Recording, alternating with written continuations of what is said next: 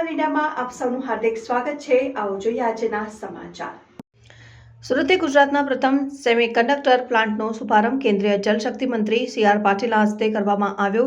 ગૃહ ઉદ્યોગ રાજ્યમંત્રી શ્રી હર્ષ સંઘવી આ પ્રસંગે વિશેષ ઉપસ્થિત રહ્યા। સુરતની સૂચિ સેમિકોન દ્વારા પલસાણા તાલુકાના બકુમોરા ખાતે $100 મિલિયન રોકાણ સાથે ગુજરાતના પ્રથમ અદ્યતન સેમિકન્ડક્ટર એસેમ્બલી અને ટેસ્ટિંગ પ્લાન્ટમાં ઇલેક્ટ્રિક ચિપ્સનું ઉત્પાદન શરૂ કરવામાં આવ્યું છે। 30,000 ચોરસ ફૂટ વિસ્તારમાં નિર્માણ પામેલા પ્લાન્ટમાં પ્રતિદિન 3 લાખ સેમિકન્ડક્ટર ચિપ્સનું ઉત્પાદન થશે। આ પ્રસંગે કેન્દ્રીય જલશક્તિ મંત્રી શ્રી સી.આર. પાટીલે જણાવ્યું હતું કે ડિજિટલ ક્રાંતિ માટે અતિ મહત્વના ગણાતા ઇલેક્ટ્રોનિક્સ મેન્યુફેક્ચરિંગ માટે સૌથી અગત્યનું રો મટીરિયલ સેમિકન્ડક્ટર છે। ગુજરાતમાં આ પ્રકારના ઉત્પાદનો શરૂ થાય અને માત્ર દેશને જ નહીં પરંતુ સમગ્ર વિશ્વને સેમિકન્ડક્ટર પૂરા પાડી શકાય તે ઉદ્દેશ્ય સાથે રાજ્યના ઉદ્યોગ સાહસિકો આગળ આવી રહ્યા છે અને કોરોના કાળ બાદ સૂચિ સેમિકોન કંપની દ્વારા ખૂબ ઓછા સમયમાં પ્લાન્ટ સ્થાપીને કાર્યરત કરવામાં આવ્યો છે। 1 વર્ષ પહેલા તેમના સેમિકન્ડક્ટર મેન્યુફેક્ચરિંગના વિઝનની વડાપ્રધાનશ્રીએ પણ સરાહના કરી હતી અને પ્રોત્સાહન પૂરું પાડ્યું હતું।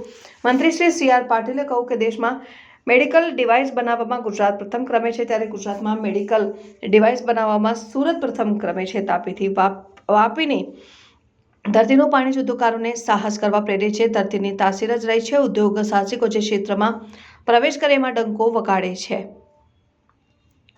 વિજ્ઞાન અને ટેકનોલોજી વિભાગના પ્રિન્સિપાલ સેક્રેટરી મોના ખંદારે પ્રાસંગિક ઉદ્બોધન કરતા કહ્યું કે રાજ્ય સરકારે સ્થાનિક સેમિકન્ડક્ટર ચિપ ઉત્પાદન ક્ષેત્રમાં ઉદ્યોગકારોને પ્રગતિની દિશા મળે તે માટે સેમિકન્ડક્ટર પોલિસી જાહેર કરી છે।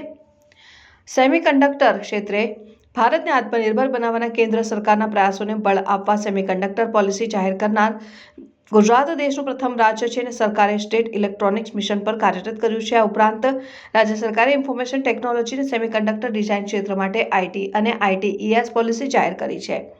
સેમિકન્ડક્ટર પ્લાન્ટની સ્થાપના માટે રાજ્ય સરકારના સતત પ્રોત્સાહન અને સહકાર મળ્યા હોવાનું જણાવીને અશોક મહેતાએ માદરે વતન રાજસ્થાનના ચિત્તોડગઢ અને બડી સાદડી પરગણામાં આવનાર 1 વર્ષમાં જળસંચય માટે 50 રેન વોટર હાર્વેસ્ટિંગ બોર નિર્માણ કરવાનો સંકલ્પ જાહેર કર્યો છે। આ પ્રસંગે જિલ્લા પંચાયત પ્રમુખ ભાવિનીબેન પટેલ, ધારાસભ્ય ઈશ્વરભાઈ પરમાર અને ગુજરાત સ્ટેટ ઇલેક્ટ્રોનિક્સ બાયોટેકનોલોજી મિશનના એમડી મનીષ ગુરવાણી, જિલ્લા પોલીસ વડા હિતેશ જોઈસર, જેકે પેપર લિમિટેડના પ્રેસિડેન્ટ એ.એસ. મહેતા સહિત ઉદ્યોગકારો કંપનીના કર્મચારીઓ ઉપસ્થિત રહ્યા હતા।